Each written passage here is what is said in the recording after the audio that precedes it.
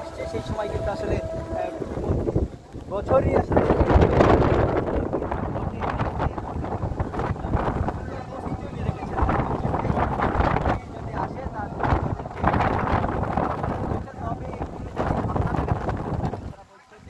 বেড়িবাঁধ রয়েছে এই সাতক্ষীরার উপকূলে আশাশুনি শ্যামনগর যে উপজেলা সেখানে, এর ফলে কিন্তু সেই অরক্ষিত বেড়িবাঁধগুলো থেকে যদি পানি ঢোকে তাহলে কিন্তু নিম্নাঞ্চল প্লাবিত হওয়ার পাশাপাশি জানমালের ক্ষয়ক্ষতি হতে পারে বলে আমরা দেখছি।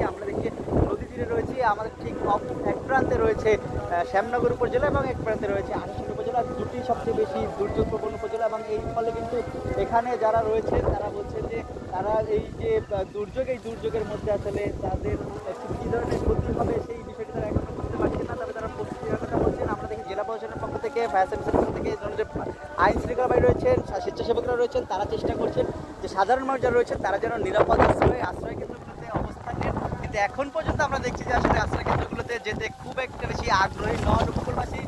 তারা বলছেন যে আপনারা যখন আগে হয়তো